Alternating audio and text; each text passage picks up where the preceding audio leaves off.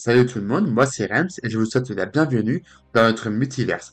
Alors aujourd'hui on va parler de la première trilogie Spider-Man qui est sortie au début des années 2000.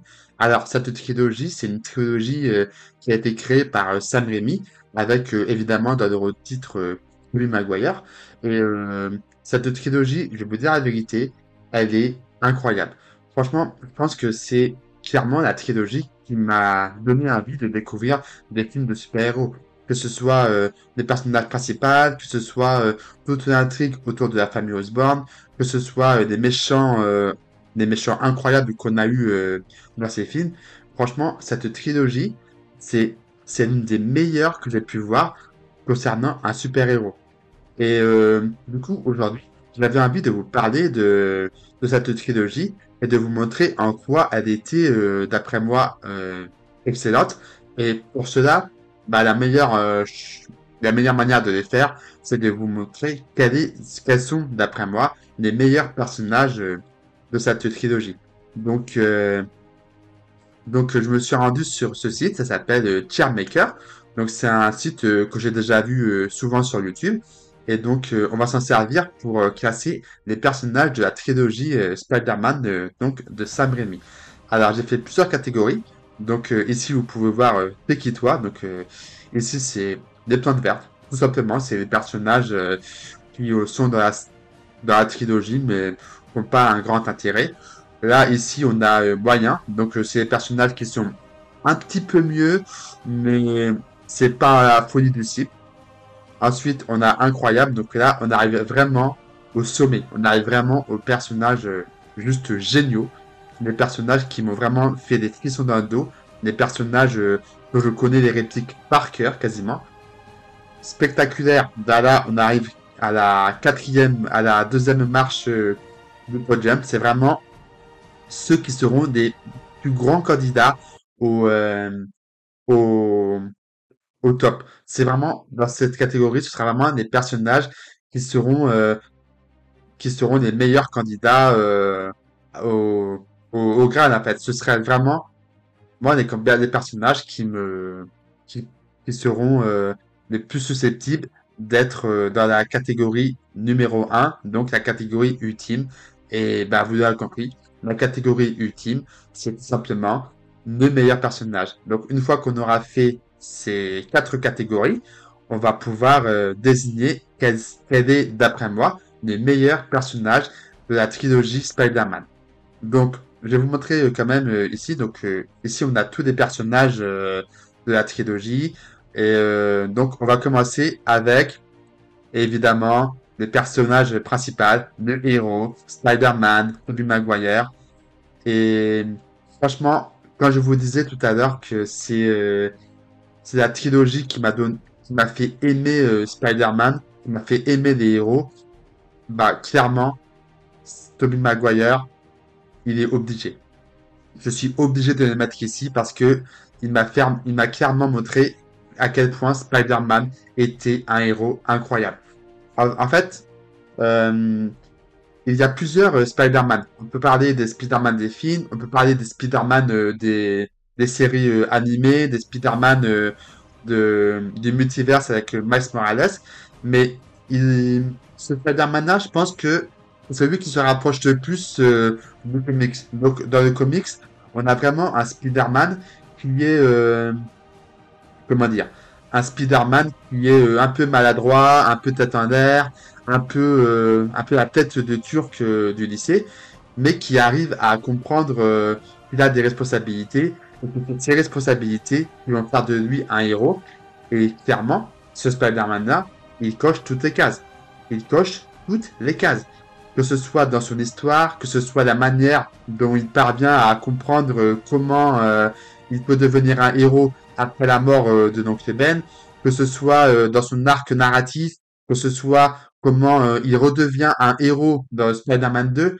Pour moi, c'est l'une des meilleures scènes d'ailleurs dans Spider-Man 2, quand il décide de redevenir Spider-Man après avoir perdu ses pouvoirs. C'est vraiment l'une des meilleures scènes de cette trilogie. Et évidemment, tous les combats qu'il a livrés contre l'homme sable, contre le docteur Octopus, pardon, contre les bouffons verts. Donc vraiment, je suis obligé de le mettre dans cette catégorie. Et je pense que vous serez assez d'accord avec moi parce que oui, clairement, c'est le Spidey qui fait l'unanimité quand on parle de Spider-Man, tout simplement. Ensuite, on a Norman Osborn de Bouffon Vert. Alors, où est-ce qu'on va le casser? Norman Osborn, je pense que si Tobey Maguire, c'est le meilleur, c'est un des meilleurs acteurs Spider-Man, William Dafoe, donc celui qui joue les Bouffons Verts, c'est l'un des meilleurs acteurs qui joue un antagoniste. Pour moi, c'est vraiment des méchants flippants à suer. Mais ce qui est bien avec ce personnage, c'est que, comment dire, c'est que c'est vraiment un méchant qui nous a montré que il n'était pas devenu méchant simplement parce qu'il voulait devenir méchant. À la base, il y a une vraie raison derrière. Il avait perdu son entreprise, il avait perdu sa femme, et en fait, s'il est devenu le bouffon vert, c'est parce qu'il voulait retrouver son entreprise. Et c'est ça qui est fort. C'est que il était vraiment aussi contrôlé par des bouffons verts. En fait, c'est l'impression que j'ai dans la trilogie, c'est que il y a il y a Norman Osborn d'un côté et le bouffon de l'autre, et que le bouffon, il contrôle un peu les actes de Norman Osborn. Et clairement, il y a vraiment une dualité super intéressante dedans. Et bah, à chaque fois qu'il arrive, il crève l'écran, tout simplement. Que ce soit en tant que bouffon vert dans les scènes du premier Spider-Man, que ce soit quand il réapparaît dans les visions de Harry dans le Spider-Man 2 ou dans Spider-Man 3, il crève l'écran. Je pense que c'est vraiment de l'un des meilleurs méchants de cinéma qu'on a eu dans les films de super-héros. Et dans les films de super-héros, c'est vraiment un des meilleurs méchants de cinéma. Donc, oui, Norman Osborn, il va aller. J'hésite un petit peu si je le mets dans spectaculaire ou incroyable. Hmm. Ah là là, c'est pas facile. C'est pas facile. Euh, je vais le mettre dans incroyable. Je vais le mettre dans incroyable parce que même s'il est génial, bah, on a vu que dans les premiers films vraiment, et il a été vraiment un peu aux oubliettes dans les films suivants. Et c'est vrai que je trouve ça un peu dommage, mais ça ne change rien en fait que bah, c'est l'un des méchants les plus emblématiques de la trilogie. Alors, par contre, là, on va parler d'un personnage totalement sous-exploité dans la trilogie, Mary Jane Watson. Je vais la mettre dans moyen, tout simplement parce que je suis vraiment très déçu de ce qui a été fait avec ce personnage. Parce que, ok, elle a une histoire sympa, c'est vraiment des personnages qui veut réussir dans sa carrière d'actrice, c'est sympa, mais au-delà de ça, je trouve que la trilogie s'est beaucoup trop concentrée sur la relation amoureuse entre Peter et MJ. Alors attention, c'est vrai que c'est aussi un aspect majeur de la relation de Spider-Man dans les comics. Il y a vraiment une relation très importante dans les comics entre Spider-Man et Mary Jane Watson. Mais le problème, c'est que si vous regardez les comics, vous vous rendrez compte que cette MJ n'a rien à voir avec les personnages des comics. Dans les comics, MJ, elle est badass, elle a des caractères, elle a de la personnalité, elle est drôle, elle est provocatrice. Mais dans la trilogie, non, elle a clairement été sous-exploitée. En fait, j'ai vraiment l'impression qu'elle joue le rôle de la demoiselle en détresse et, et je trouve ça vraiment dommage parce que il y avait énormément de potentiel.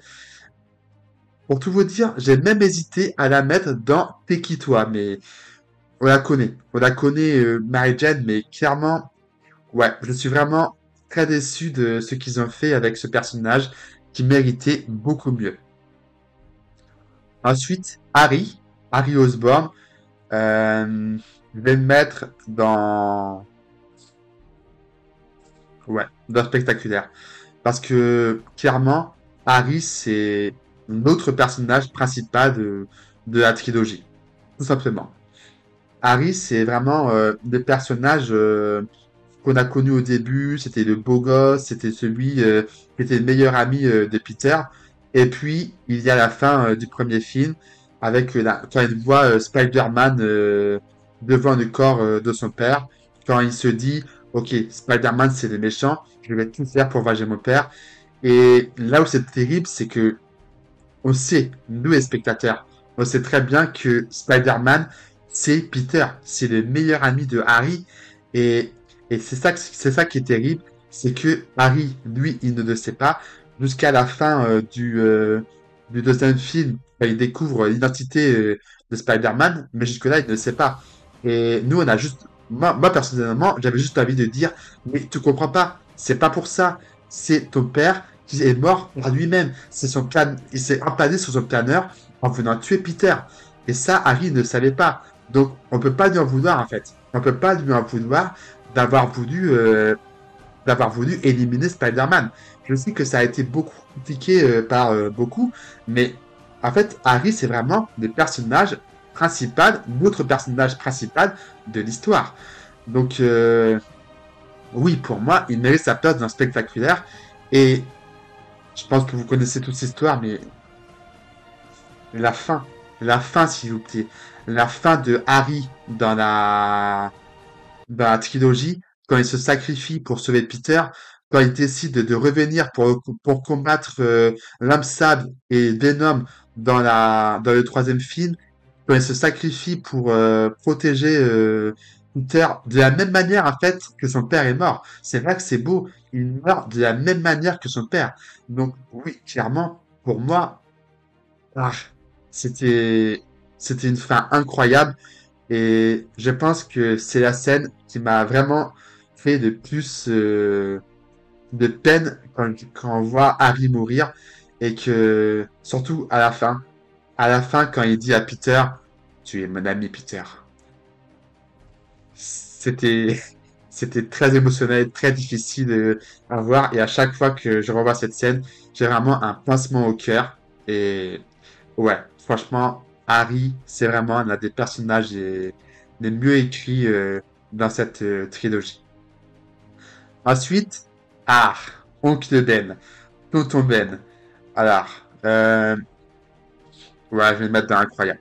Je vais le mettre dans incroyable parce que bah, il est incroyable tout simplement. C'est vraiment le papa de substitution de Peter. C'est celui qu'on ne voulait pas perdre.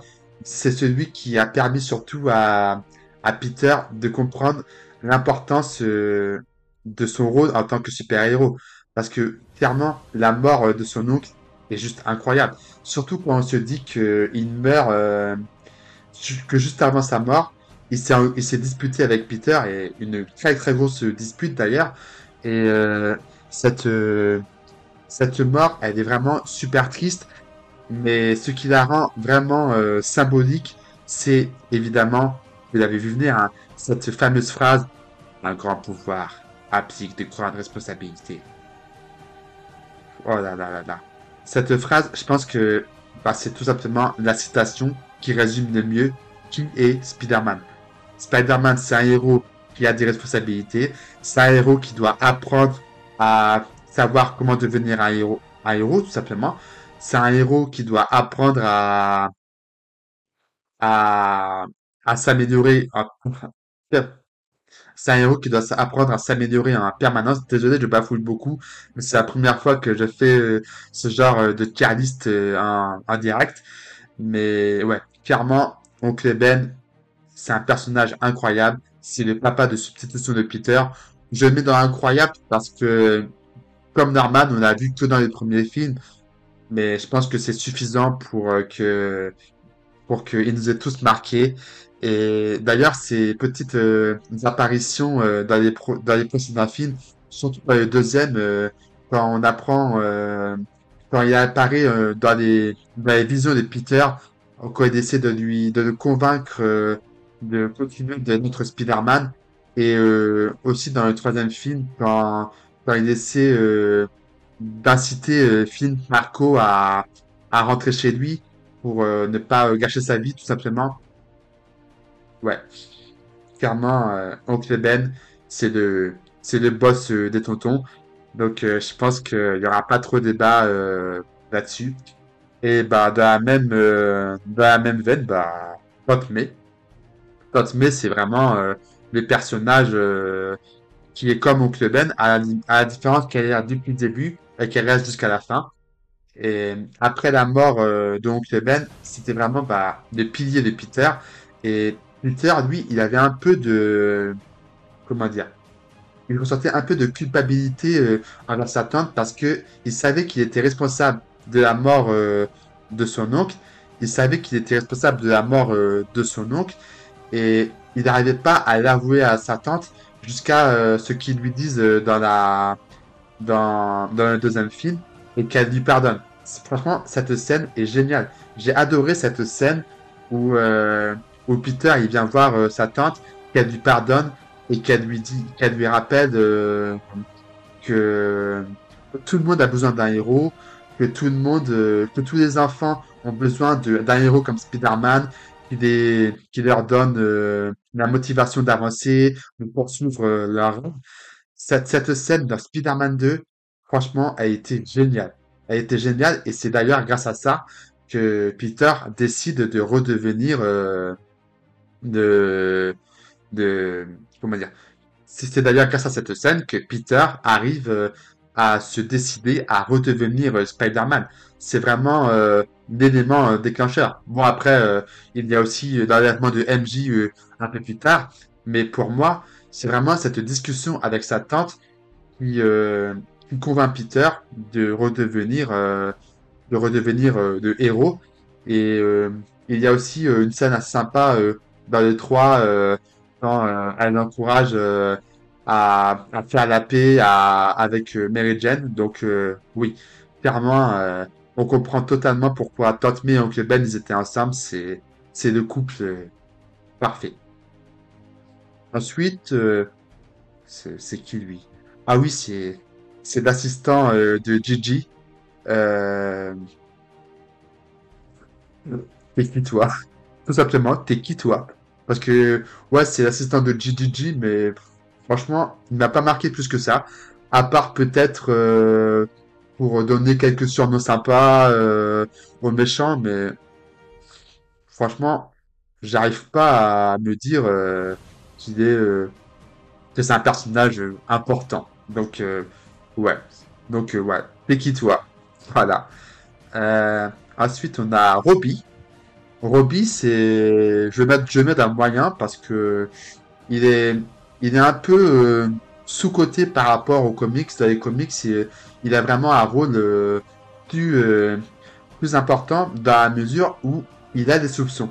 C'est vraiment le bras droit de GGG, mais il est différent parce que lui, contrairement à Jameson, dont on va parler après évidemment, c'est vraiment le personnage qui n'enfonce pas Spider-Man. Il est vraiment du côté de Spider-Man, il est vraiment du côté il est vraiment de ce côté tout simplement. C'est vraiment le gars qui dit à Jameson, non, non, tu vous trompez, Spider-Man c'est un héros, voilà, c'est pas du débat. Et, et j'aurais bien aimé que ce soit un peu plus approfondi dans la trilogie originale, mais ouais, je veux quand même dans un moyen, je vais même les mettre après MJ parce que je trouve quand même plus intéressant que Mary Jane qui pour le coup, bah, je vous l'ai dit, hein, elle est totalement sous-exploitée par rapport aux comics. Donc ouais, Robbie, il est un personnage assez sympa, mais qui aurait mérité un peu mieux. Et c'est un peu pareil avec Flash. Flash, c'est un peu la grosse boute du lycée. C'est le gars qui est violent, qui est méchant, qui raquette Peter.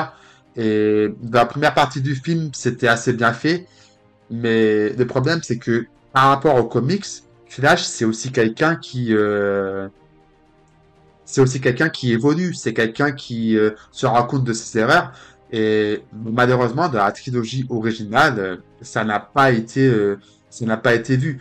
On le voit après on le voit se faire bah, humilier par Peter, puis on le voit après un peu plus tard à la remise des diplômes où ils iront avec MJ, mais c'est tout. Alors que si on compare par exemple avec la saga Amazing Spider-Man, là, il y a vraiment une meilleure évolution du personnage. Même si dans Amazing Spider-Man, on voit pas beaucoup non plus Flash, on voit vraiment une évolution avec le personnage, notamment après la mort de Oncle Ben, où il vient vraiment voir Peter pour lui dire bah écoute, je suis désolé pour ce qui est arrivé, je comprends, je comprends que c'est triste. Après, ils deviennent potes à la fin du film. Mais ouais, clairement, Flash dans la trilogie, c'était pas, il méritait beaucoup mieux. Il méritait beaucoup mieux. Ensuite, on a, euh, c'est qui? C'est qui, tout simplement. Je pense que le personnage suivant le sera aussi, mais ouais, bah lui c'est le catcheur que Peter il affronte avant la mort d'Oncle Ben pour acheter une voiture. Euh, Bah, rien de plus intéressant. Ça permet au maximum de voir Peter faire étalage de ses capacités, mais à part se faire détruire en à peine 2 minutes, il sert pas à grand-chose. Donc, ouais, il n'y a pas une très grande importance dans l'histoire. Euh, Ah mince, c'est qui lui? C'est qui? Mince. Euh, Ah oui, je crois que c'est corrigez-moi si je me trompe, il me semble que c'est l'assistant de Norman. Il me semble que c'est l'assistant de Norman quand il fait les expériences sur le sérum de Bouffon Vert. Oui, c'est lui. C'est lui, je suis sûr que c'est lui. Mais corrigez-moi si je me trompe, mais il me semble que c'est lui. Euh, Où est-ce qu'on va le mettre, lui? Dans, dans moyen. Dans moyen, ouais. Je vois pas où je peux le mettre d'autre. On pourrait le mettre dans T'es qui toi, mais non, pas forcément parce que même si on ne voit pas beaucoup, il y a quand même il a quand même une importance assez sympa dans la mesure où on le voit vraiment s'inquiéter pour Norman, où on le voit dire à Norman, il ne faut pas utiliser le sérum, ça va être dangereux. Et il a une mort assez tragique aussi à la fin quand Norman l'étrangle. Donc, ouais, c'est une mort assez triste, je trouvais. Mais, bon, j'aimais pas noter qu'il soit, mais il mérite pas beaucoup mieux. Donc, on va pas le mettre dans incroyable. Mais, ouais, clairement, clairement, ouais, pas grand chose de plus à dire. Betty, euh, bah, malheureusement, c'est un peu comme, non, on va quand même la mettre après Flash. Malheureusement, c'est un peu comme MJ. Dans, dans les comics, Betty a un arc narratif super intéressant. Elle a une chouette relation avec Ned Leeds. Elle est en couple avec Peter. On voit vraiment une belle relation entre eux. Mais dans la trilogie originale, bof bof, hein. À la limite, on peut dire que c'est un personnage comment dire? On peut dire que c'est un personnage qui aide Peter à garder confiance en lui quand ça se passe pas très bien au, au Daily Bugle, mais c'est tout. Elle est- Ah, vous voyez, c'est ça le problème de certains personnages de la trilogie originale, c'est qu'ils ont été tellement sous-exploités par rapport aux comics, ils méritaient beaucoup mieux. Que ce soit MJ, Robbie ou Betty, ils méritaient beaucoup mieux. C'est terrible, c'est terrible. Ça m'agace. Vous voyez pas, mais ça m'énerve. Bref, on va relever un peu le niveau avec un personnage qui, qui va, qui va aller dans le spectaculaire.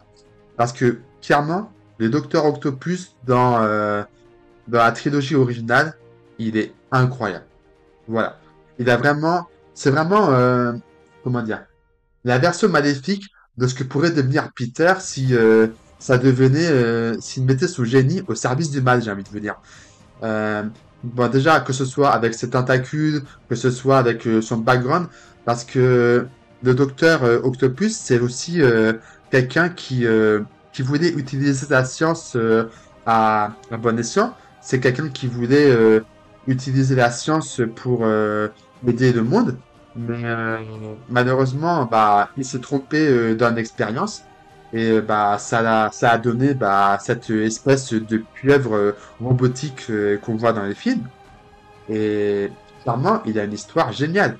Que ce soit sa relation avec Peter, comment il donne des conseils à Peter, un peu comme un mentor au début du deuxième film. Que ce soit la manière dont il devient Docteur Octopus, parce que c'est tragique aussi. Il devient Docteur Octopus en perdant, comment dire, il devient Docteur Octopus en perdant sa femme. Et c'est vraiment un drame, tout simplement.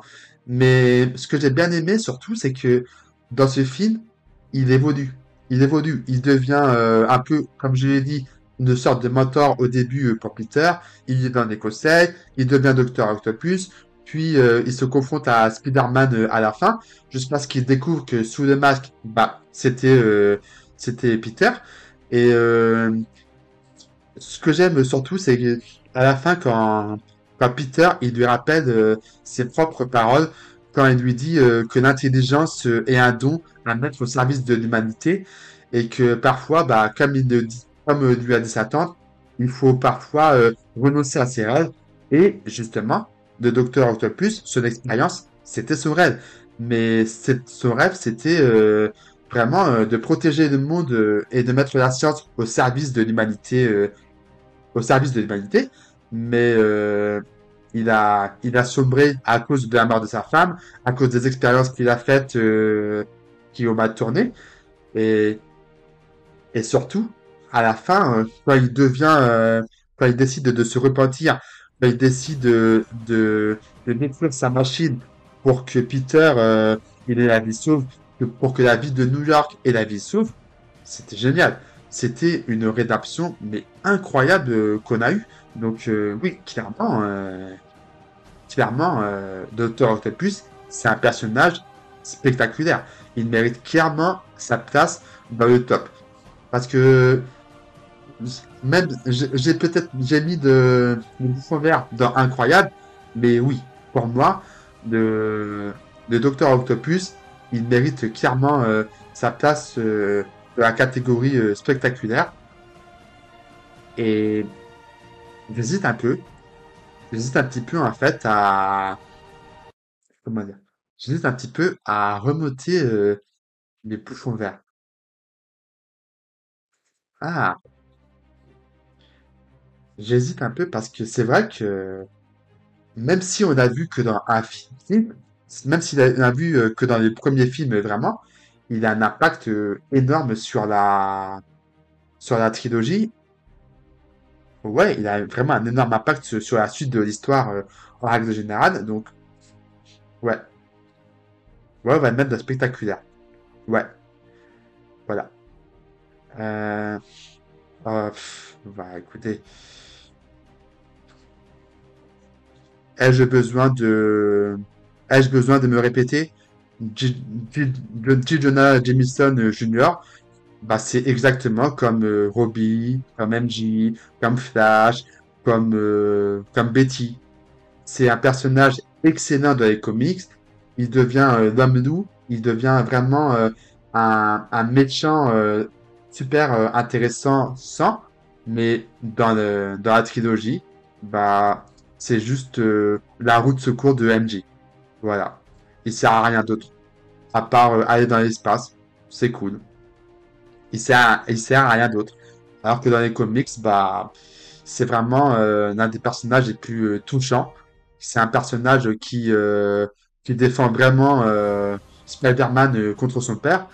Et, et bah, malheureusement, après, évidemment, je sais que c'était une trilogie, donc on pouvait pas développer tous les personnages, mais voilà, bah, je pense que vous avez compris, hein, c'est vraiment du gâchis sur certains personnages.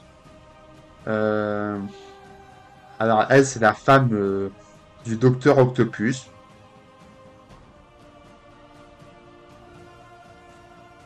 Est-ce que jamais dans Tekitoi ou dans Moyen?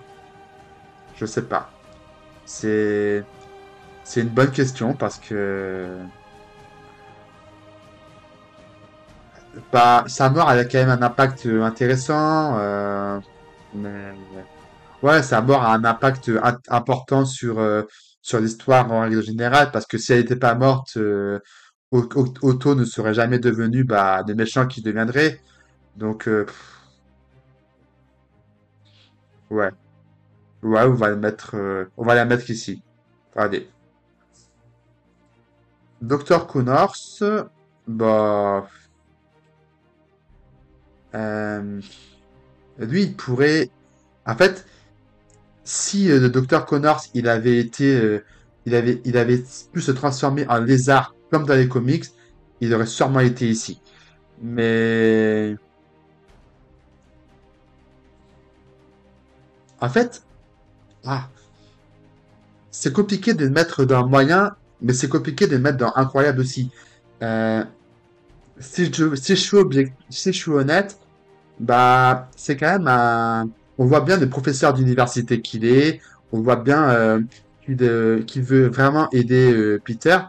Et il a quand même un rôle intéressant, surtout dans les trois où il conseille un peu Peter sur le symbiote. Euh, bon, on va dire qu'il se rapproche du incroyable, que c'est les personnages qui se rapprochent le plus du incroyable. Mais je suis sûr que si on avait vu une transformation à lézard, il aurait clairement pu aller dans incroyable, voire spectaculaire. Euh, alors lui, c'est Monsieur Ditkovitch, je crois. C'est le concierge de Peter. Voilà. Et qui toi? Et qui toi? Parce que bon, on voit pas, on sait pas grand-chose de lui, à part bah, qu'il est papa, qu'il ira toujours auprès de Peter pour avoir son loyer, mais ouais, rien de plus. Euh, Ensuite, bah, elle, c'est la fille de Monsieur Ditkovitch. Pff, on va la mettre moyen, mais elle est pas beaucoup plus importante, mais au maximum, on peut voir qu'elle est un peu sympa quand même avec Peter. Elle a peut-être un petit béguin pour lui. Elle vient m'encourager souvent. Ouais, on va la mettre ici, mais elle va pas aller beaucoup plus haut, quoi. Par contre, là, on arrive à l'un des meilleurs méchants de l'histoire. L'homme sable. L'homme sable, c'est vraiment, je pense, dans tous les comics que j'ai pu voir, et j'en ai vu beaucoup, tu vas me croire, dans tous les comics que j'ai pu voir, c'est l'un des méchants les plus humains qu'on puisse trouver. C'est un peu, en fait, c'est le méchant qui est à la frontière entre gentil et méchant. C'est un peu, c'est presque un anti-héros en fait. Et avant tout, avant même d'être l'assassin de Oncle Ben comme on pourrait penser, c'est surtout un père de famille. C'est vraiment quelqu'un qui commet des actes mauvais, commet des erreurs, mais s'il fait ça, c'est parce que sa fille est malade et qu'il veut la sauver. C'est pour ça qu'il s'en est pris à Oncle Ben à la base, c'était pas pour le tuer, c'était pour voler sa voiture, pour s'échapper. C'était parce que il voyait la, il voyait avant tout pour sa fille. Il voulait protéger sa fille. Et d'ailleurs, c'est important de le rappeler, mais il n'a pas tué Oncle Ben volontairement. Le coup, il est vraiment parti tout seul. On le voit dans les flashbacks. Le coup, il est parti tout seul. Il n'avait pas envie de le tuer. Et on voit bien qu'il regrette à la fin, dans le troisième film, on voit bien qu'il regrette d'avoir tué Oncle Ben. Même Peter, à la fin, il lui pardonne parce que bah, il comprend que ce qu'il a fait, c'était pour sa fille. Donc, oui, pour moi, Namsad, dans la trilogie originale, il était génial. Ouais, il était génial. Tout simplement. Euh, alors, Eddie Brock. Euh, alors, je sais que Venom, il n'est pas très apprécié dans la communauté. Je sais qu'il n'est pas très apprécié parmi les fans. C'est horrible, j'arrête pas de bégayer, je suis désolé, mais c'est la première fois que je fais cette tier list encore une fois, donc J'espère que ça vous dérange pas trop. Mais Venom, c'est l'un des méchants les plus détestés de la trilogie originale. Et je pense que c'est surtout à cause du design absolument horrible du personnage dans son costume. Le costume de Venom, il est dégueulasse. Il n'a rien à voir avec le costume des comics, on est d'accord. Par contre, si on parle de Eddie Brock en lui-même, bah, son histoire, elle est bien. Franchement, ça ressemble vraiment à, à l'histoire qu'on a dans les comics. C'est à la base un photographe qui a une rivalité avec Peter, mais il finit par, comment dire, il finit par agir un peu mal dans la mesure où il va, euh, où il va mentir, où il va faire de la désinformation avant de se faire envoyer. Mais à la base, il voulait surtout avoir sa place. Et son histoire dans la trilogie originale, moi, elle m'a convaincu. Clairement, elle m'a convaincu. Parce que, en fait, j'ai l'impression que c'est surtout un personnage qui avait envie de reconnaissance. Et il a fait des mauvais choix possibles à, avec ça. Et finalement, bah, c'est à cause de cette noirceur qu'il avait en lui qu'il s'est fait posséder par Venom. Alors, encore une fois, le design de Venom, son look est absolument dégueulasse. Mais si je suis honnête, le personnage de Eddie Brock en lui-même, il est très très bien écrit. Donc oui, je vais le mettre dans incroyable. Je vais le mettre peut-être. Je sais que beaucoup d'entre vous ne seront pas d'accord avec moi, mais pour moi, oui, il mérite sa place dans Incroyable. Et encore une fois, je ne parle pas de Venom, je parle du personnage Eddie Brock. Euh, j'ai l'impression d'avoir passé environ 15 minutes de cette vidéo à vous expliquer pourquoi les personnages des comics étaient mal représentés dans les films. Donc, justement, autant continuer. Gwen Stacy, j'hésite même à la mettre ici, sale. Ouais. Ouais, je suis désolé. Je vais la mettre ici, clairement, parce que elle a absolument rien à voir avec sa version des comics. Autant Mary Jane et Betty, là-dessus, on pouvait débattre. On peut débattre parce que c'est vrai que ces deux personnages, même si ils n'ont pas été assez bien exploités par rapport aux comics, d'après moi, on peut débattre parce que leur histoire est bonne. Que ce soit Mary Jane, parce que Mary Jane, elle est active dans la trilogie comme dans les comics. Betty, c'est aussi la love interest de Peter. Elle aurait mérité mieux, mais ça a été assez bien respecté. Mais Gwen Stacy, mais s'il vous plaît, what? Mais en fait, je, Gwen Stacy, c'est vraiment la, l'un des meilleurs personnages dans les comics Spider-Man parce que c'est vrai, elle a une histoire géniale avec Peter. Elle est vraiment à l'origine du plus grand drame des comics, des plus grands drames des comics, clairement. Parce que la mort de Gwen Stacy dans les comics, c'est un drame. Mais même au-delà de ça, avant même qu'elle meure, mais elle est géniale. Elle est géniale, c'est un personnage absolument génial. Elle a une excellente relation avec Peter, mais là, dans les films, c'est une plante verte. C'est une plante verte, elle sert à rien. Elle sert à rien à part sortir avec Peter et Eddie. Franchement, c'est n'importe quoi. C'est, c'est n'importe quoi. C'était du grand n'importe quoi. Et franchement, autant j'ai été déçu de Mary Jane. Pour Mary Jane, j'ai été déçu. Mais pour Gwen Stacy, non. Clairement, ils ont complètement ruiné son personnage.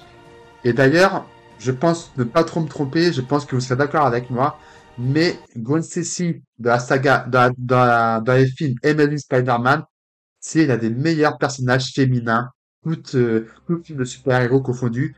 Mais là, enfin, non, clairement pas. Clairement, c'est un gâchis. C'est un gâchis. Et bah, continuons, continuons dans cette logique. Euh, Euh, bah, pareil. pareil, le Capitaine Stacy, il a aucune substance par rapport aux comics. Il est, ouais, bah, franchement, on sait rien de lui dans la trilogie, alors que dans les comics, il est génial. Il se sacrifie carrément, même, je sais pas si vous le savez, il se sacrifie pour sauver un enfant, et à la fin, il découvre l'identité de Peter. Il découvre l'identité de Peter au moment même où il va mourir, et il demande à Peter de protéger sa fille et de justement de ne pas l'impliquer dans sa croisade de super-héros. Mais bah dans la trilogie, bah non. Tout simplement, non, clairement pas. Il est, il est horrible. Il sert à rien dans la trilogie.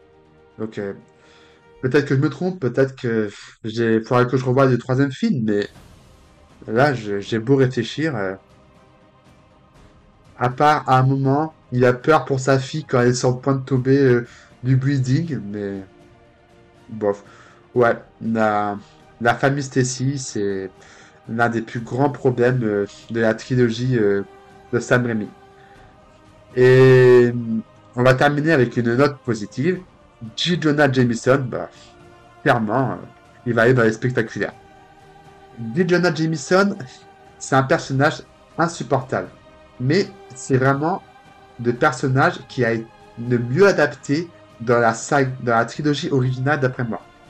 Et Et j'irai même plus loin. Je pense que dans toutes ces trilogies de films, de super-héros, de cinéma, je pense que c'est clairement l'un des personnages les mieux adaptés des comics en règle générale. BGG, c'est comment dire? C'est le mec qui déteste Spider-Man depuis le début. Depuis le début, vous lui parlez de Spider-Man, c'est le pire ennemi de l'humanité. C'est un fléau. C'est un gars que les enfants ne doivent pas imiter. Il est horrible, Spider-Man. Franchement, J. Jonah Jameson, il est infect. C'est un personnage insupportable, un personnage qu'on déteste parce que justement, on adore Spider-Man et on a juste envie de lui dire, mais tais-toi, tais-toi. Dans les comics, il détruit Spider-Man dès qu'il en a l'occasion. Même, il y a un moment dans les comics où Spider-Man, il va sauver son fils, donc il va sauver J. Jonah Jameson Jr. Et alors que Jameson aurait normalement dû remercier Spider-Man, bah, qu'est-ce qu'il va faire? Il va dire, bah non, Spider-Man, il a saboté la capsule pour faire sa publicité. Sauf que, non, clairement pas, mec. Calme-toi, calme ta aigreur. Non, Spider-Man, il a sauvé ton fils, donc tranquille. Et franchement, dans la trilogie originale, mais du Gigi, il a été incroyable. Et je pense qu'on peut le dire, hein, mais J.K. Simmons, il a livré une performance mais spectaculaire. Je me demande même si c'est pas le meilleur acteur de la trilogie originale. Clairement, si on devait faire une tier list des meilleurs acteurs de la trilogie Spider-Man, oui. Pour moi, ce serait J.K. Simmons parce que il a volé la vedette à chaque scène. C'est comme les autres, mais en mieux. Donc oui, clairement, il mérite sa place dans le spectaculaire. Donc, maintenant on a fini tous les personnages. Donc bah ici, bah voilà, hein, pas grand-chose à dire, hein, à part que la famille Stacy a été complètement ruinée dans cette trilogie. Donc dans la catégorie moyen, bah on a vraiment des personnages qui ont été qui ont eu la même comment dire qui ont le même rôle que dans les comics mais qui n'ont pas la même profondeur. Dans les incroyables, bah voilà, tout est dans le titre. Incroyable, Oncle Ben, Aunt May, Eddie Brock et Bill Barco, pour moi ils étaient géniaux. Et maintenant, dans les spectaculaires, ça va être difficile. Pour moi, des cinq personnages qu'on a là, donc Jameson, Osborn, Octopus, Harry et, et Spidey, ils méritent tous d'être dans la place, d'être dans la catégorie ultime. Ah, c'est difficile. Je savais que ce serait difficile, mais là, on arrive vraiment dans le complexe. Euh, En fait, tout dépend de ce qu'on entend par meilleur personnage. Un meilleur personnage, ça peut être tout et rien. Ça peut être son histoire, ça peut être son caractère, ça peut être des émotions qu'il nous fait ressentir, ça peut être son impact dans l'histoire, son importance.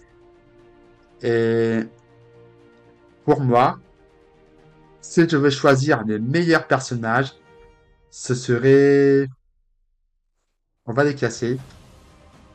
Donc, Peter, oui, pour moi, il mérite sa place, mais je trouve que même s'il était excellent dans la trilogie originale, il manquait un petit peu du caractère fun et décontracté de Spider-Man dans les comics. Dans les comics, Spider-Man, c'est vraiment le perso qui décontracté, relâché, qui galère, mais qui peut pas s'empêcher de faire des blagues toutes les 2 secondes. Et il manquait un petit peu ça, je trouve. Dans la version Tobey Maguire, il manquait un peu ce côté fun, relâché, un peu agaçant parfois. Donc, je pense que il va pas aller dans la catégorie ultime. Euh, donc, Harry, Harry, il a ses chances parce que clairement, je, il est un peu différent par rapport aux comics, mais dans la trilogie originale, il a une histoire géniale. Il a une histoire géniale, que ce soit, comme je l'ai dit, son introduction, que ce soit des personnages, son amitié avec Peter, sa fin. Le Docteur Octopus, bah, c'est pareil en fait. C'est comme Nam Sable, mais à mieux. Euh, il a Docteur Octopus, Norman Osborn, c'est les meilleurs méchants. J. Jonah Jameson, c'est l'insupportable de la trilogie. Donc, c'est mon avis. Mais si je devais choisir les meilleurs personnages d'après moi dans cette trilogie, ce serait roulement de tambour, Harry. Parce que pour moi, la mort de Harry, ça fait vraiment un personnage légendaire. Et c'est vraiment la concrétisation, pardon, j'arrive plus à parler, c'est dingue. C'est vraiment la concrétisation de son personnage. Quand, euh, quand on découvre Harry, c'est vraiment, comme je l'ai dit, bah, des meilleurs amis de Peter. Il l'aide, il le protège quand il se fait emmerder au lycée, notamment par Flash. Après, il continue d'évoluer. Il va, il se met en couple avec Mary Jane. On le voit un peu gêné, notamment quand il dit à Peter, j'espère que ça te dérange pas que je sois avec elle, c'est pas contre toi. Et à la fin, quand il découvre que Spider-Man a tué son père, mais qu'en fait, il se rend compte que bah c'est son meilleur ami et que son père il est mort par accident, bah on comprend que Harry, c'est vraiment quelqu'un qui était brisé. C'était vraiment le personnage brisé par la mort de son père, qui pensait connaître la vérité, mais qui n'a pas s'était trompé. Et je reviens là-dessus, hein. Mais sa fin, la fin de ce personnage, la mort de Harry, c'est l'une des plus belles, des plus tristes et des plus tragiques que j'ai pu voir dans un film de super-héros. Franchement, oui, pour moi, Harry, c'est le meilleur personnage de cette trilogie. Ça se joue pas à grand-chose avec des autres personnages qu'on a là, mais ouais, voilà. Pour moi, Harry est le meilleur personnage de la trilogie. Après, évidemment, ça ne reste que mon avis.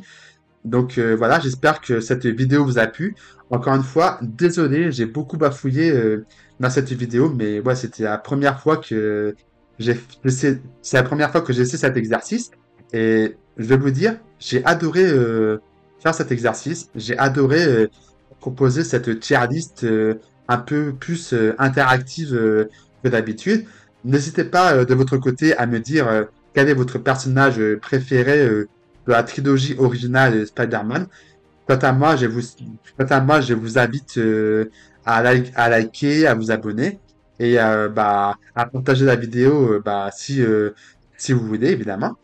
Donc, je vous dis à très bientôt. Moi, c'est Rebs et je vous dis à très vite dans notre multivers. Ciao les potos!